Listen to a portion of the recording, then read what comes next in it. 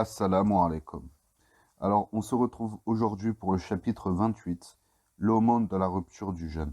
Bismillahirrahmanirrahim. Après avoir loué Allah et lui avoir fait des éloges, puis prié sur le prophète, sa famille et ses compagnons, l'auteur, qu'Allah lui fasse miséricorde, dit: Mes chers frères, il ne reste que quelques jours avant que le mois de Ramadan ne s'en aille. Que celui qui a été bienfaisant durant ce mois, il loue Allah et lui demande l'acceptation de ses œuvres. Quant à celui qui a fait preuve de négligence, qu'il se repente à Allah et s'excuse pour son laxisme, car les excuses sont acceptées avant la mort. Mes chers frères, en cette fin de Ramadan, Allah vous a imposé l'aumône de la rupture du jeûne, avant l'accomplissement de la prière de la fête. Nous allons donc parler dans cette leçon de son jugement, sa sagesse, sa nature, son poids, le moment et l'endroit où elle doit être versée. Son jugement, elle est obligatoire et fut imposée par le messager d'Allah sallallahu alayhi wa sallam aux musulmans. Les obligations et les injonctions du messager d'Allah ont le même jugement que celles imposées par Allah. Et quiconque obéit au messager aura obéi à Allah. Quant à celui qui tourne le dos, alors nous ne t'avons pas envoyé à eux comme gardien. Et quiconque se désolidarise du messager après que le droit chemin lui est apparu et suit une voie autre que celle des croyants, alors nous l'abandonnerons dans son égarement et le ferons brûler en enfer. Et quelle mauvaise destination! Et ce que le messager vous donne, prenez-le, et ce qu'il vous interdit, évitez-le. Elle incombe à chaque musulman, vieux, jeune, homme, femme, libre ou esclave. Abdallah ibn Omar rapporte que le messager d'Allah a imposé l'aumône de la rupture du jeûne de Ramadan en la fixant à un sa pour l'esclave, l'homme libre, l'homme, la femme, le petit, le grand parmi les musulmans, rapporté par le Bukhari Muslim. Un sa équivaut approximativement à 2,04 grammes. Elle n'est pas obligatoire pour l'enfant qui est encore dans le ventre de sa mère, à moins que son père veuille la donner de façon volontaire. Dans ce cas-là, il n'y a pas de mal à le faire. Le gouverneur des croyants, Osman ibn Affan, avait l'habitude de la donner pour les enfants que portait sa femme. Chaque musulman est tenu de la verser pour lui-même, mais aussi pour tous ceux qui sont à sa charge, comme sa femme ou ses proches, dès lors qu'ils ne peuvent la verser pour leur propre personne. S'ils en ont les moyens, alors il est préférable qu'ils le fassent. S'ils en ont les moyens, alors il est préférable qu'ils le fassent, car ils sont concernés par son obligation. Elle n'est pas obligatoire pour celui qui possède un surplus de nourriture suffisant. Elle n'est obligatoire que pour celui qui possède un surplus de nourriture suffisant pour couvrir ses besoins pour la journée et la nuit du Aïd. Mais s'il ne possède pas la quantité suffisante à donner, il doit quand même la verser, en vertu de la parole d'Allah, craignez Allah autant que vous le pouvez. Verset 16, chapitre 64. Et en raison de la parole du prophète sallallahu alayhi wa sallam, lorsque je vous ordonne quelque chose, faites-le autant que possible. Rapporté par le Bukhari Muslim. Sa sagesse, elle est très claire. C'est un geste de bienfaisance à l'égard des pauvres qui les empêchera de mendier durant les jours du Aïd, afin qu'ils s'associent à eux à la joie et au bonheur des personnes aisées, et que ce soit des jours de fête pour tous. Cela permet de faire preuve de générosité et d'entraide. C'est aussi un moyen aux musulmans de purifier son jeûne des manquements, des futilités, des péchés survenus durant son adoration. C'est également un geste de reconnaissance pour le bienfait d'Allah qui a permis à ses serviteurs de terminer le jeûne du mois de Ramadan, ses prières et autres bonnes actions. Ibn Abbas rapporte que le messager d'Allah sallallahu alayhi wa sallam imposait l'aumône de la rupture comme purification pour le jeûneur, des propos déplacés ou obscènes, et comme nourriture pour les pauvres. Elle sera considérée comme une aumône acceptée pour celui qui la verse avant la prière, et comme simple aumône pour celui qui la donne après la prière. Rapporté par Ibn Majah. Sa nature. Elle doit impérativement être composée d'aliments consommés par les humains, comme des dattes, du froment, du riz, des raisins secs, du fromage séché ou toute autre nourriture. Ibn Omar rapporte que le prophète sallallahu alayhi wa sallam a imposé l'aumône de la rupture du jeûne de Ramadan en fixant un sa de dattes ou d'orge, rapporté par le Bukhari et Muslim. À cette période, si il mangeait essentiellement de l'orge, comme l'a rapporté Abu Saïd, à l'époque du messager d'Allah sallallahu alayhi wa sallam, nous versions l'aumône de la rupture en donnant un sa de nourriture. Celle-ci était essentiellement composée d'orge, de raisins secs, de fromage séché et de dattes, rapporté par le Bukhari et Muslim. Il ne convient pas de donner des aliments pour animaux, car le prophète sallallahu alayhi wa sallam l'a imposé comme nourriture pour les êtres humains. Il n'est également pas permis de donner des vêtements, de la literie, de la vaisselle et autres ustensiles en dehors de la nourriture destinée aux êtres humains, car c'est ainsi que le prophète l'a légiféré et il ne convient pas de sortir de ce cadre. Il n'est pas non plus permis de verser en argent, car c'est contraire à l'ordre du messager d'Allah sallallahu alayhi wa sallam. Il est rapporté authentiquement qu'il a dit sallallahu alayhi wa sallam, quiconque accomplit une action qui est contraire à notre religion verra son acte être rejeté. Et dans une autre version, quiconque introduit dans notre religion une action qui n'en fait pas partie, la verra être rejetée. Cela signifie qu'elle ne sera pas acceptée par Allah, rapporté par le Bukhari et Muslim. La verser en argent est contraire à la conduite des compagnons du prophète sallallahu alayhi wa sallam, qui l'a versé en nourriture.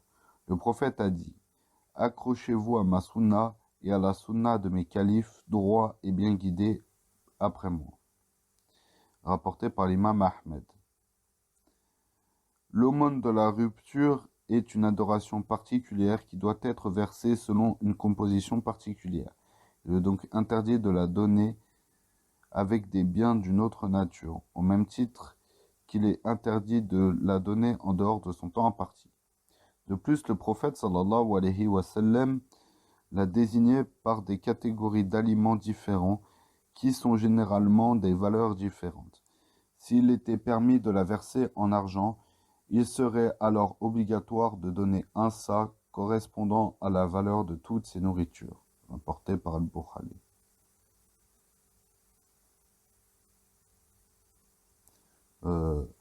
Ajoutez à cela que la verser en argent lui fait perdre son caractère emblématique apparent au sein de la communauté et la remplacer par une aumône qui peut être faite en secret.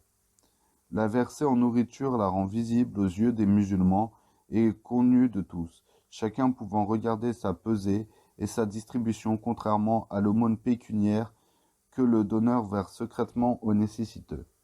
Sa quantité, elle correspond à un sac prophétique, ce qui équivaut à 2 kg et 40 grammes de froment de bonne qualité, ainsi que celui qui veut connaître la mesure du sac prophétique n'a qu'à peser 2 kg et 40 grammes de froment de bonne qualité, puis la mettre dans un récipient pour avoir son équivalent pour d'autres aliments.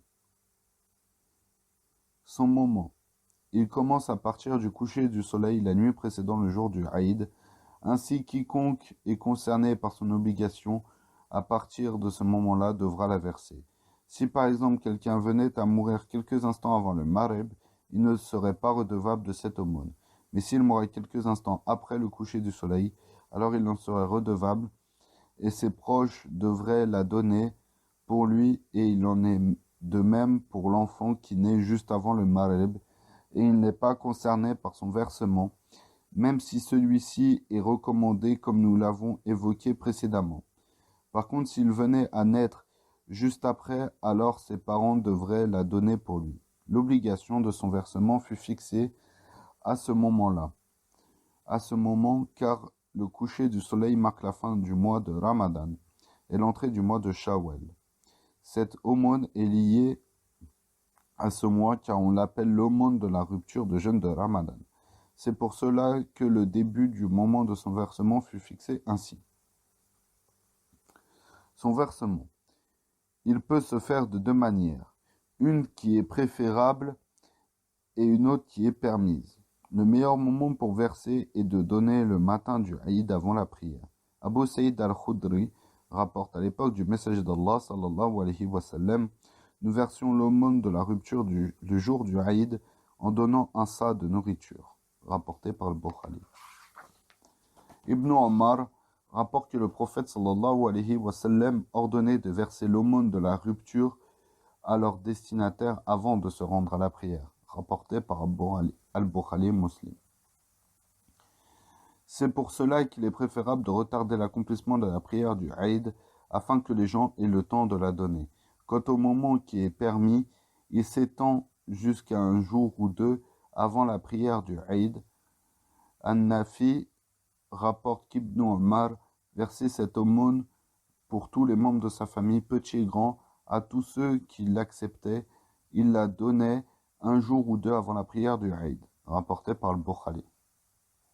Il n'est pas permis de retarder son versement jusqu'à l'accomplissement de la prière, sans excuse valable. Elle ne sera pas acceptée car cette attitude est contraire à la sunna du messager d'Allah.